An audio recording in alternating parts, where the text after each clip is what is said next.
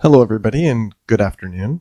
Welcome to the introduction to SIG-OpenStack and community session at KubeCon Shanghai. I want to thank everybody for joining the session. So in this talk, we're going to give a brief overview of all of the activities that SIG-OpenStack is engaged with right now and how it relates to the Kubernetes community in general. But I'm hoping that after we finish that session, those topics that we'll have an opportunity for people to ask questions and give us feedback on if they're using OpenStack and Kubernetes together and how they're using it and how SIG-OpenStack can help you meet your needs to successfully deploy Kubernetes on top of OpenStack. So we're going to start with SIG-OpenStack governance. SIG-OpenStack coordinates the cross-community efforts of the OpenStack and the Kubernetes communities. This includes OpenStack-related contributions to Kubernetes. And it can be, and you can look at OpenStack in a number of different ways in relationship to Kubernetes.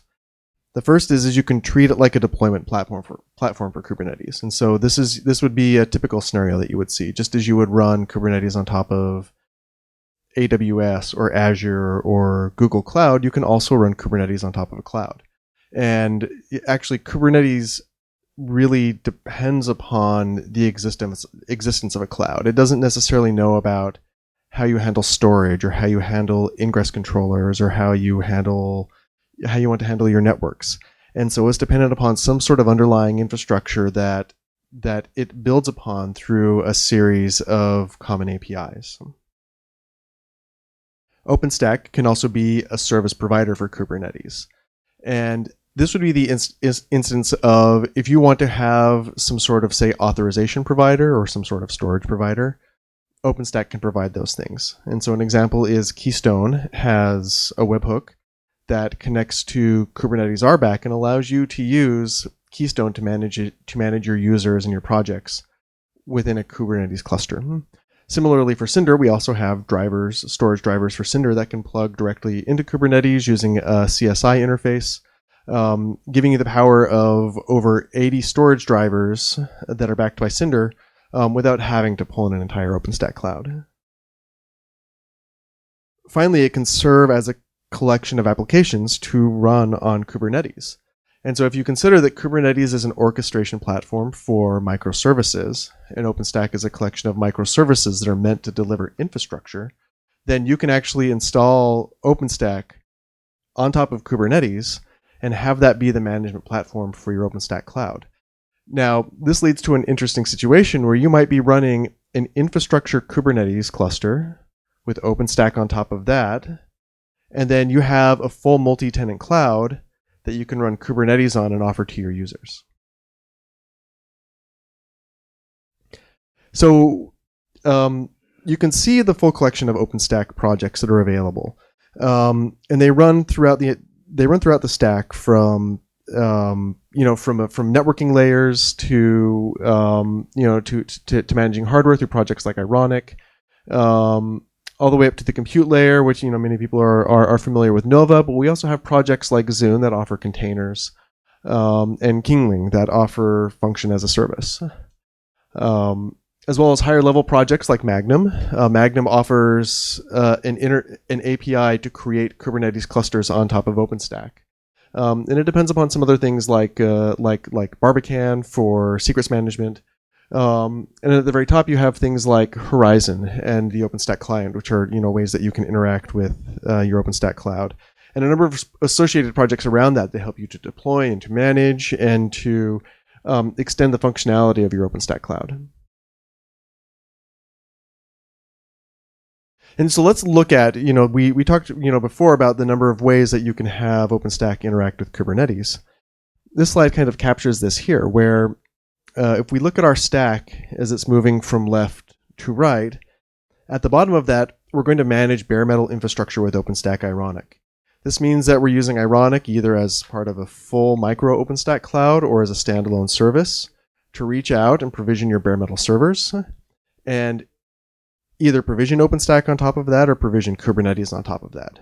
And so that's your bare metal layer. And then you have your infrastructure layer, where maybe you're where you have your OpenStack installation there, or you could possibly have a Kubernetes installation. You could possibly have both, and connect those with projects like OpenStack Courier, which allow you to to bridge the networking between those layers.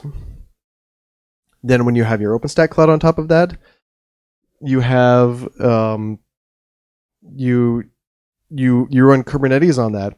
And one of the main things that connects Kubernetes to your OpenStack cloud is what's called a cloud provider. There's a session later this afternoon for SIG Cloud Provider where we'll go more into depth of how in general you build cloud providers for Kubernetes. But OpenStack has an implementation of this that allows Kubernetes to be strongly aware of the resources that are available in OpenStack. These include networking resources, compute resources, and storage resources, and things like load balancers and ingress controllers also. So we call this project Cloud Provider OpenStack.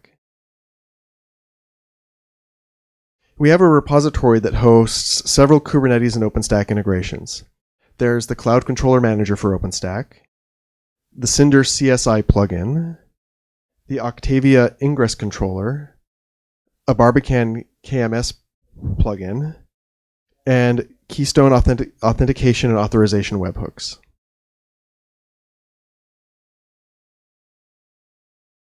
So the Cloud Provider OpenStack implements the Cloud Provider interface, runs the Cloud Provider specific control loops that needs for services and information from the Cloud Provider, such as zone, node details, and load balancers, and so on.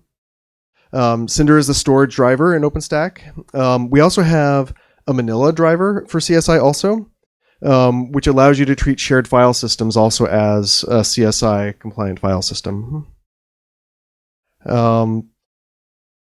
Kubernetes specific deployment files are also maintained with the drivers, as well as the deprecation of the volume entry drivers and CSI drivers that can be used with Kubernetes for volume management. And so there are a lot of different storage options, but what you should really be looking at for future use is anything that's a CSI driver, because all of the other drivers are going to be phased out of production in favor of the CSI system. As well, we also have an Octavia Ingress Controller, and so Octavia is an OpenStack service that builds upon Neutron to build load balancers. And so there is an independent layer that allows you to use Octavia to manage all of your ingress controllers. And so let's look at how this works in practice. In the large red area, we have our OpenStack cloud that has Keystone, Nova, Neutron, and Cinder. On top of that cloud, you have two different major flavors of nodes. You have a Kubernetes controller node, which runs your Kube Controller Manager, as well as your Cloud Controller Manager. The Cloud Controller Manager is the portion of the code that connects to the cloud provider and offers that integration between Kubernetes and OpenStack. Then there's a Kube-API server, which kind of sits in the middle of this and communicates with etcd to manage the state of your cluster, as well as a Kube scheduler that is able to look at the resources that you have within Nova and within the Kubernetes worker nodes and schedule your workloads onto nodes. With your control node up, then you will have a number of Kubernetes worker nodes that are all running kubelet in the kube proxy, and it's possible to scale this and add more nodes and remove nodes as you would on any other cloud.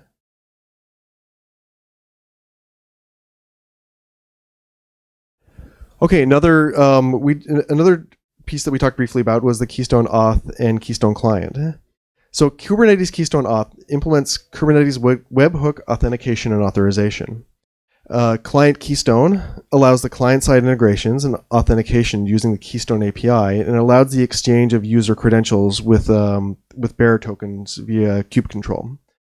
A typical workflow would be that a user issues a kubecontrol command, and then the credential plugin prompts the user for Keystone credentials and exchanges those credentials with the external service, in this case Keystone, for a token.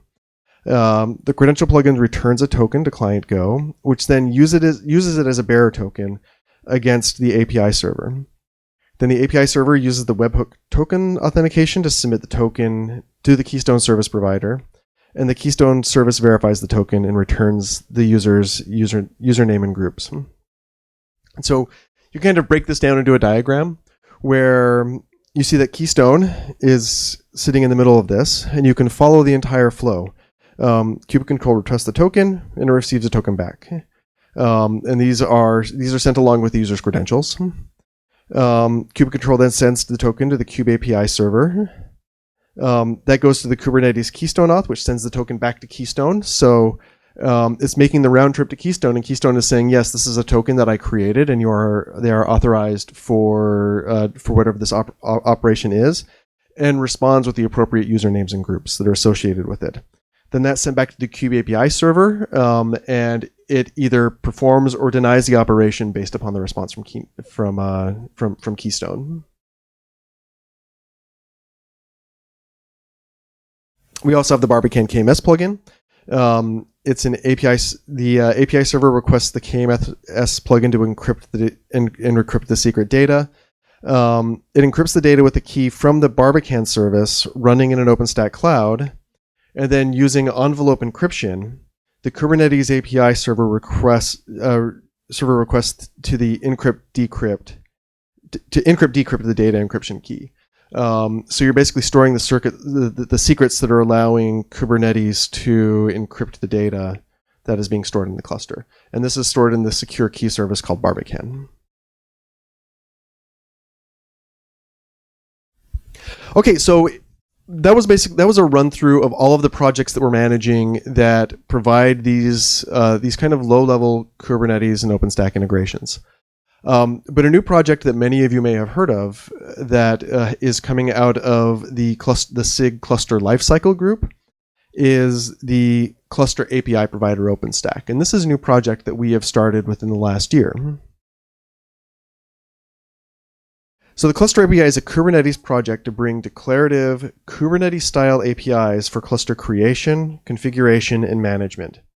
It also provides an optional additive functionality on top of core Kubernetes. It's important to note that the Cluster-API is still in the prototype stages, although they've just started sending up their alphas. And I think they're if they haven't published their stable API, they're right on the verge of publishing their stable API. But it should still be considered a bit experimental, and it's within its abilities. And we're trying to drive more technical feedback for the API design to make sure that when the API settles down, the API is done right the first time. Nevertheless, the SIG-OpenStack has actually been collaborating on the creation of 2 different Cluster-API providers. Okay, so, but what is this doing actually? So essentially the cluster provider is a custom resource definition, and you're going to have some sort of bootstrapping machine with CRDs for the machine, CRDs in your controller manager. And when a request is made to that small bootstrapping Kubernetes cluster, it's going to reach out into your cloud, in this case your OpenStack cloud, and it's going to use the custom resource types to build out, it's going to create the machines that it wants to deploy Kubernetes on, and then it's going to build out the cluster definitions and put these and place these into Kubernetes. The nice thing about this is that by using this, you're treating your cluster the same way that you would treat any other Kubernetes resource. And so if a node begins to fail, you're going to have algorithms that will be able to look at that and do auto healing based off of that node failure. If your workload is increasing, you're going to be able to have algorithms that are not just applicable to the OpenStack cloud, but to any other cloud that will allow you to scale your node out. And so as you are looking at the Kubernetes landscape and things that are very important that are coming up, Cluster-API and all of its implementations are going to be very important, because what you're going to see is an implementation of general cluster management algorithms that don't necessarily know anything about your underlying cloud. Instead, you're going to have a provider like the Cluster-API OpenStack provider that will handle all of the heavy lifting of creating your nodes and installing the necessary components on top of them, while the logic of what state is a node in? Do we need to grow it? Do we need to shrink it? Is the cluster healthy? Will be handled by Cluster-API.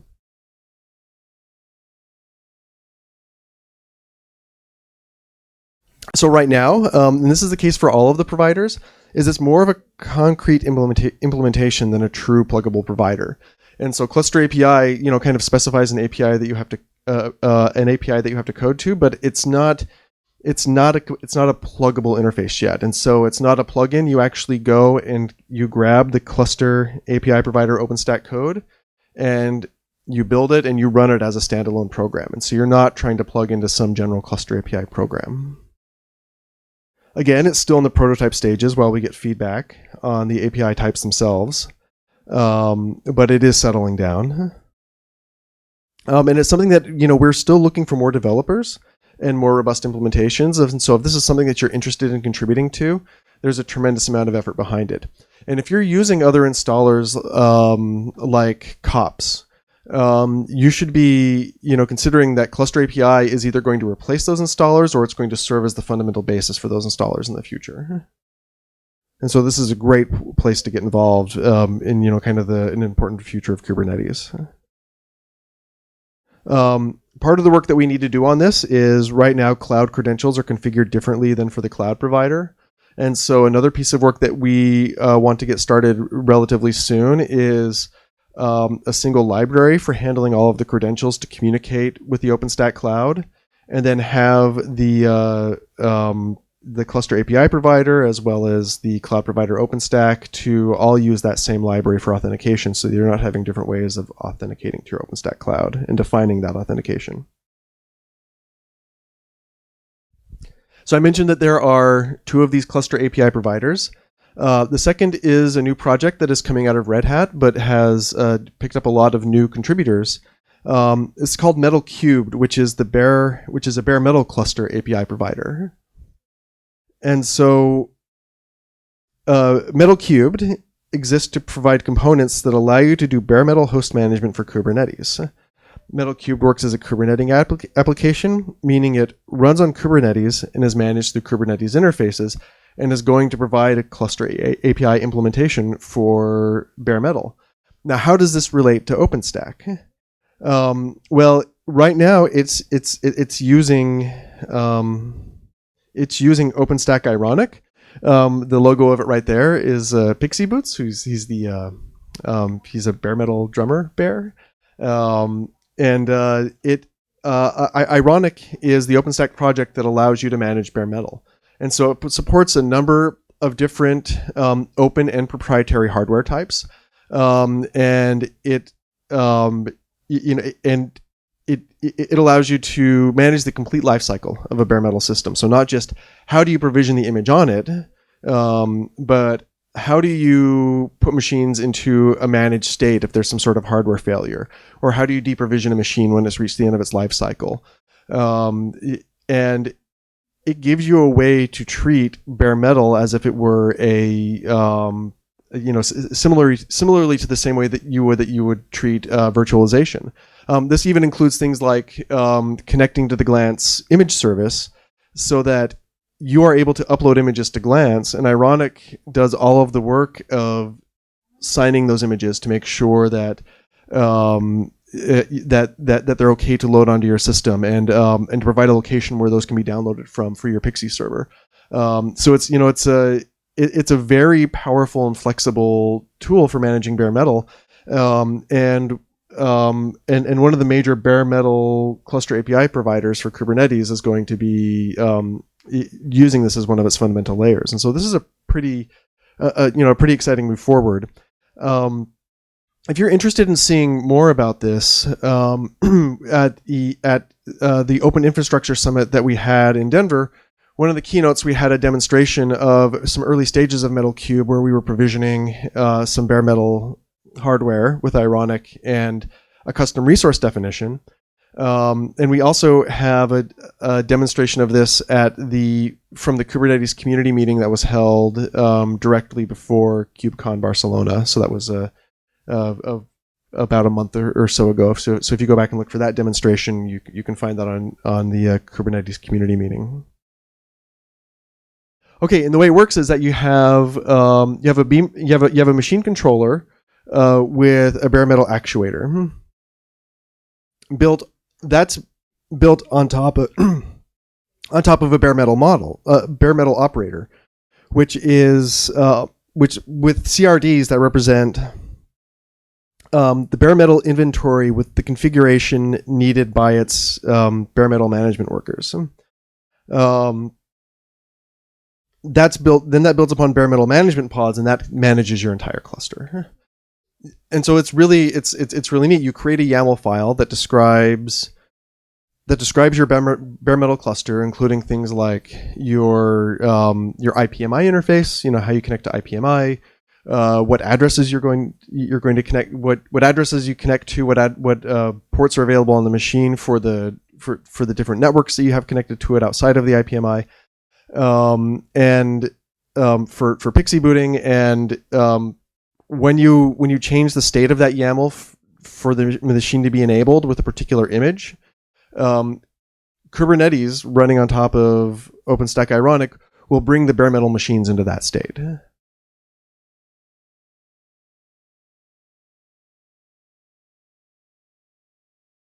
Okay, so if you are interested in SIG-OpenStack, we have a Slack channel, which is in SIG-OpenStack. We also have biweekly meetings on Wednesday at 1500 UTC. And our primary GitHub repository is hosted within the main Kubernetes repository at Cloud Provider OpenStack.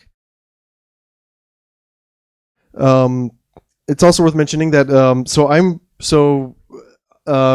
Chris Hoge, and I'm one of the co-leads of the SIG. I also co-lead the SIG with Aditi Sharma, who is from NEC Technologies in India, as well as Christopher Glavitz, who is with InnoCloud in Germany, and Christopher is the main point of contact for the OpenStack Cluster-API Provider, and Aditi has been one of the primary developers on the Cloud Provider OpenStack. And so with that, we have a lot of time left over, and I like to use these sessions to also talk about, to answer any questions that you might have, but to also, understand your usage and how, your needs for the cloud provider. So I'm happy to take questions now.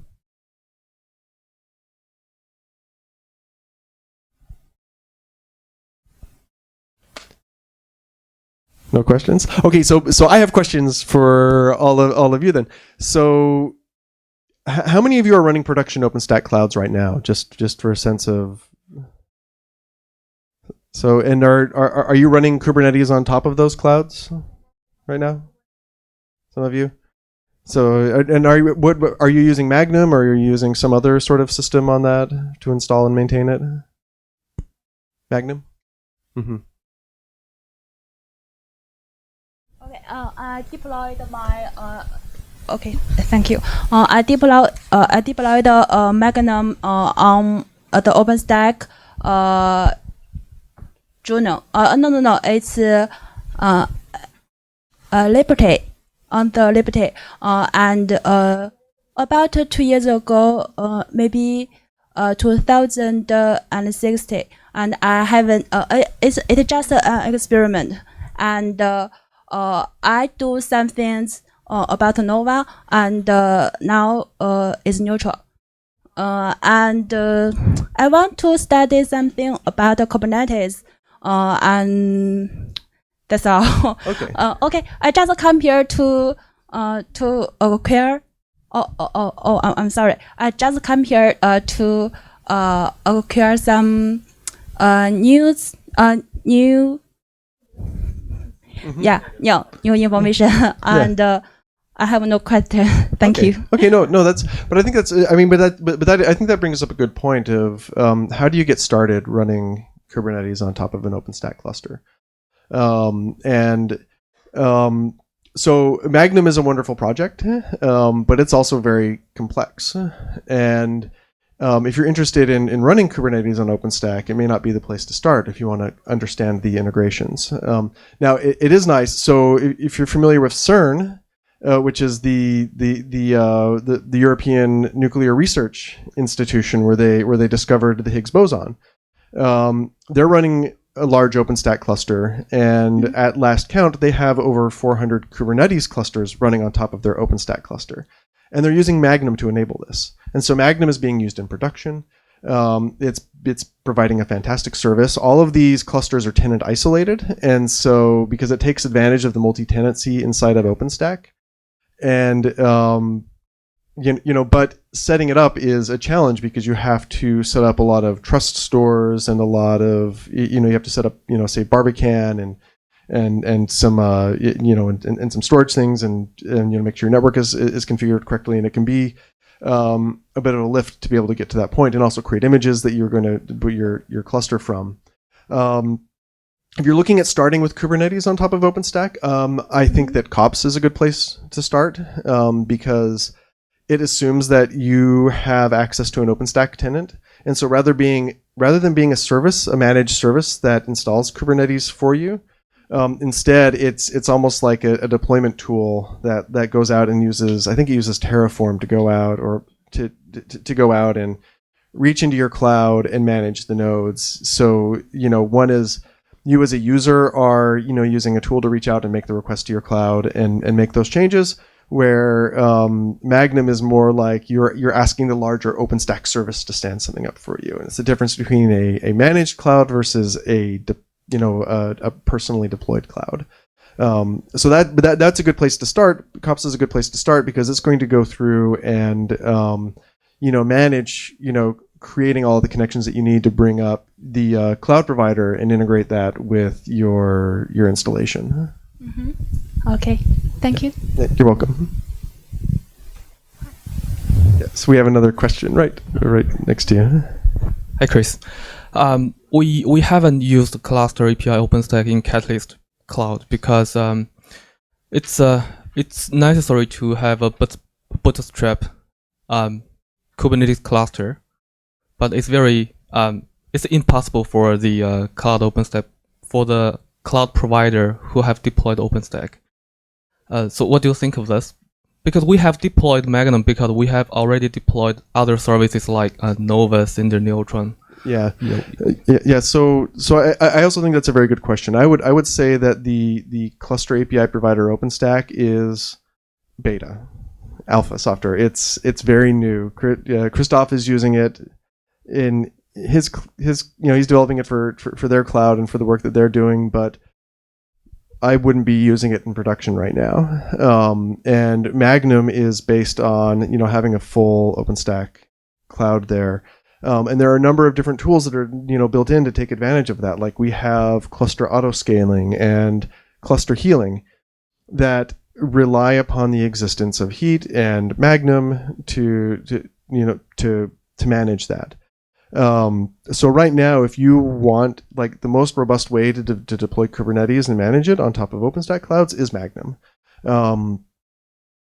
But I think within the next 2 to 3 years, which is actually a very short time inside of tech, we're going to be wanting to look at, as Cluster-API matures, I think the appropriate approach, and of course this comes down to the Magnum team, is if they want to take advantage of that, would be to keep the API within Magnum, but use Cluster-API as the implementation of how they achieve that, maybe in conjunction with Heat. But that's a much longer question for the development community to work through. Right. Thank you. So we have 30 seconds left. Just a very quick question regarding to, so how do you see the OpenStack compared to other proprietary company solutions? Like, what's the advantage and how do you see the future? So, I mean, to me, the primary advantage is it comes down to openness.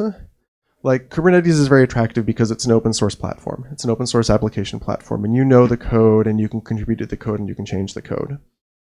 OpenStack is the primary open source cloud platform that's out there.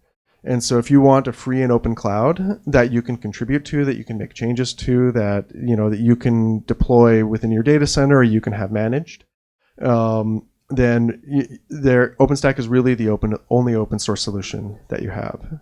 Yeah, and it's been proven in industry, throughout the world too. And if you don't want to manage it on your own because it can be daunting to do that, there are any number of vendors out there within the OpenStack ecosystem who are happy to help you with that.